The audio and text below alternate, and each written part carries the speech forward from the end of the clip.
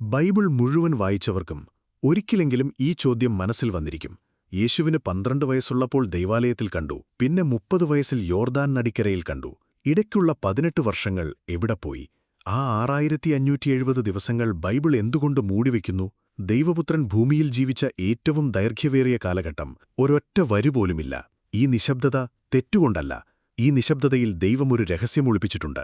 ആ രഹസ്യം ഇന്ന് നമ്മൾ തിരഞ്ഞു കണ്ടെത്തും. ആദ്യം ഒരു കാര്യം മനസ്സിലാക്കണം. ഈ 18 വർഷങ്ങൾ ഒഴിഞ്ഞ കാലമായിരുന്നില്ല. ദൈവപദ്ധതി നടപ്പിലാകുന്നതിന്റെ ഏറ്റവും ആഴമേറിയ ഒരുക്കം ആ നിശബ്ദതയിലുണ്ടായിരുന്നു. ഇനി ആ ആദ്യ ബിന്ദുവിലേക്ക് പോകാം. ലൂക്കോസ് 2-ാം അധ്യായം 41-ാം വാക്യം. ദൈവാലയത്തിൽ 12 വയസ്സുള്ള ഒരു ബാലൻ. യോസേപ്പും മറിയയും ദൈവഭക്തരായ ദമ്പതിമാരാണ്. ഓരോ വർഷവും അവർ യെരുശലേമിൽ പെസഹ ആഘോഷിക്കാൻ പോകും. ഇതൊരു ദൈവഭക്ത കുടുംബ പാരമ്പര്യമാണ്. ആ വർഷം 12 വയസ്സുകാരൻ യേശുവും കൂടെ പോയി. ആഘോഷം കഴിഞ്ഞ് ഗലീലിക്കാർ കൂട്ടം കൂട്ടമായി നടക്കുന്ന ആ മടക്കയാത്രയിൽ ഒരൊറ്റ നിമിഷം മറിയ തിരിഞ്ഞുനോക്കി. യേശുവില്ല. ആ ഒരൊറ്റ തിരിച്ചറിവ് ആ അമ്മയുടെ ഹൃദയം പൊട്ടിക്കുന്നതായിരുന്നു. ദൈവാലയത്തിൽ ആ ബാലൻ ഇരിക്കുന്നു, ജ്ഞാനികളുടെ നടുവിൽ, വയോധികരായ ഗുരുക്കന്മാരുടെ നടുവിൽ. ചോദ്യങ്ങൾ ചോദിക്കുന്നു, ഉത്തരങ്ങൾ നൽകുന്നു. ലൂക്കോസ് 2:47. കേട്ടവരൊക്കെ അവന്റെ ജ്ഞാനത്തിലും ഉത്തരങ്ങളിലും അത്ഭുതപ്പെട്ടു. ഇവിടെയൊന്ന് ശ്രദ്ധിക്കൂ. ഒരു കുട്ടി ഗുരുക്കന്മാരോട് ചോദ്യം ചോദിക്കുന്നത് സാധാരണം. പക്ഷെ ഗുരുക്കന്മാർ ആ കുട്ടിയുടെ ഉത്തരം കേട്ട് അത്ഭുതപ്പെടുന്നു. ഇതൊരു ദൈവജ്ഞാനം ഒരു ചെറിയ ശരീരത്തിൽ ഒതുങ്ങിയിരിക്കുന്ന ദൃശ്യമാണ്. മറിയ ചോദിച്ചു, മകനെ, ഞങ്ങളോട് ഇങ്ങനെ ചെയ്തതെന്ത്?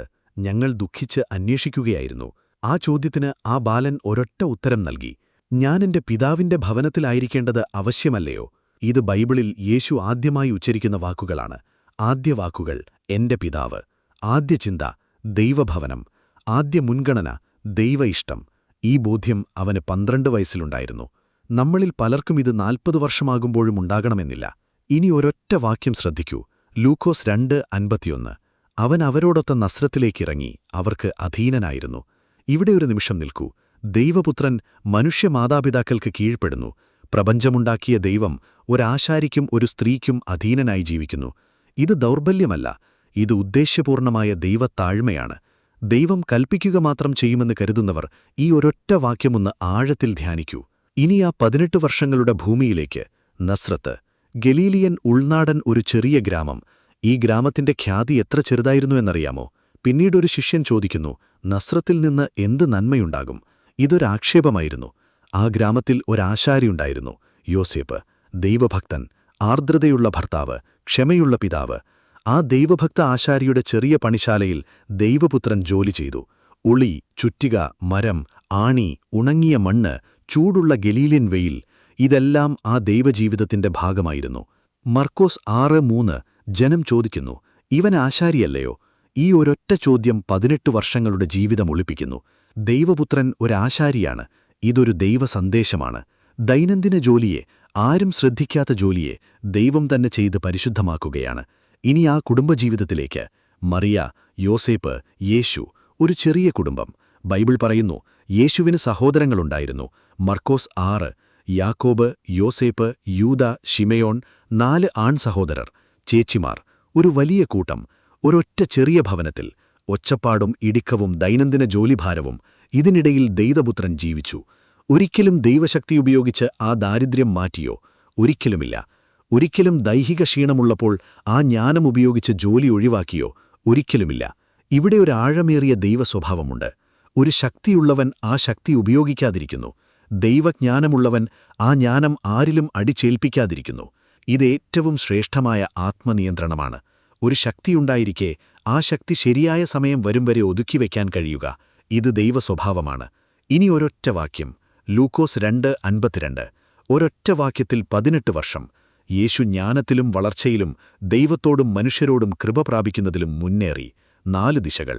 ജ്ഞാനം, ദൈവ ആഴം, വളർച്ച, ശരീരജ്ഞാനം, ദൈവകൃപ, ദൈവബന്ധം, മനുഷ്യകൃപ, ആളുകൾ ഇഷ്ടപ്പെടുന്ന ഒരു ജീവിതം. ഈ 4ലും ഒരേ സമയം വളരുന്ന ഒരു ജീവിതം. ഒരൊറ്റ ദൈനംദിന ദിവസം, ഈ 4ലും ഒരൊറ്റ ചലനം. ഇതാണ് ദൈവ ഒരുക്കം. ഇനി ഒരു ചിത്രം കൂടി. ഓരോ ശബ്ബത്തിലും ആ ഗ്രാമത്തിലെ ദൈവാരാധന ഭവനത്തിൽ ആരാധനയുണ്ടാകും. തിരുവെഴുത്ത് വായിക്കും, ഗുരുക്കന്മാർ ദൈവവചനം പഠിപ്പിക്കും, ആരാധന ഗീതങ്ങൾ ആലപിക്കും. ഇനി ആ ചരിത്ര പശ്ചാത്തലത്തിലേക്ക്. നസ്രത്തൊരു റോമൻ ഭരണകാലഘട്ടമുള്ള ഗ്രാമമാണ്. റോമൻ പടയാളികൾ ആ തെരുവിൽ നടക്കുന്നു. നികുതി പിരിവുകാർ ജൂതജനങ്ങളെ ഞെക്കുന്നു. രാഷ്ട്രീയ അടിമത്വം, സാമ്പത്തിക ദുരവസ്ഥ, മതപരമായ കഠിന നിയമങ്ങൾ, ഈ 3 ഭാരവും ആ ജനം ഒരേ സമയം ചുമക്കുകയാണ്. ഈ ദുരവസ്ഥയുടെ നടുവിൽ ഒരു ജൂത യുവ ആശാരി ദൈവബോധ്യവും ദൈവജ്ഞാനവും ഉള്ളിൽ കൊണ്ടു നടക്കുന്നു. പക്ഷേ ഒന്നും ഉദ്ഘോഷിക്കാതെ ഒരൊറ്റ ദൈനംദിന ജോലി ചെയ്ത് ഒരൊറ്റ കുടുംബം നോക്കി ജീവിക്കുന്നു. ദൈവം ഒരൊറ്റ ദൗത്യമേൽപ്പിക്കുന്നതിനു മുൻപ് ആ ആളെ ഒരുക്കുന്നു. മോശ മിദ്യൻ ദേശത്ത് 40 വർഷം ഒരൊറ്റ ആടുകളെ മേക്കിൽ ജോലി. ദൈവം നോക്കുകയാണ്. ഈ മനുഷ്യൻ ഒരൊറ്റ ആടിനെ ശ്രദ്ധയോടെ നോക്കുകയാണോ? ദൈവദൂത ജ്വലനത്തിൽ കണ്ടു. ഇസ്രയേൽ ജനത്തിന്റെ ഉദ്ധാരകനാക്കി ഒരൊറ്റ ആടിനെ ശ്രദ്ധയോടെ നോക്കിയ ഇടയൻ. ദാവീദ് ബേത്ലഹേം ദേശത്ത് ആടിൻകൂട്ടത്തോടൊപ്പം ഒരൊറ്റ ഗീതമാലപിക്കുന്ന ഇടയൻ. ആ ഗീതം ദൈവഹൃദയം തൊട്ടു. ദൈവ ഇഷ്ടമുള്ള ഒരു ഹൃദയം ആ ഇടയ ജീവിതത്തിലുണ്ടായിരുന്നു. പൗലോസ് അറബ്യാദേശത്ത് 3 വർഷം. ദൈവദർശനം ലഭിച്ച ഉടനെ പ്രസംഗശാലകളിൽ ഓടിയില്ല. ഒരൊറ്റ ദൈവ ഒരുക്കമാദ്യം. യേശു നസ്രത്ത് ഗ്രാമത്തിൽ 18 വർഷം. ദൈവം ഒരിക്കലും തിടുക്കപ്പെടുന്നില്ല. ഇനി ഒരൊറ്റ ദൈവലക്ഷ്യം. ഈ കാലഘട്ടം ഒരു ദൈവ ഐക്യമുണ്ടാക്കാനുള്ളതാണ്. ദൈവപുത്രൻ മനുഷ്യദുഃഖത്തോടൊപ്പം ഒന്നിക്കണം.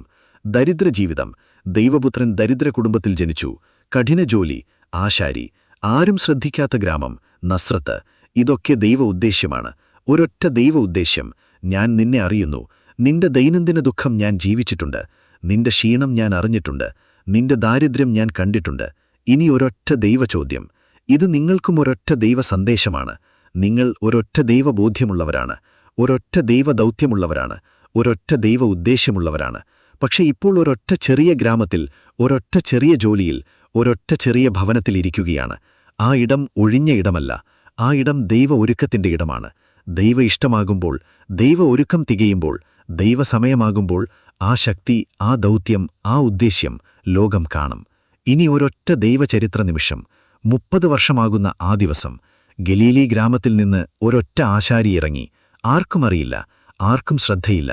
ഒരൊറ്റ ലക്ഷ്യം, യോർദാൻ നദി. ഒരൊറ്റ ദൈവദൗത്യം ആരംഭിക്കാൻ പോകുന്നു.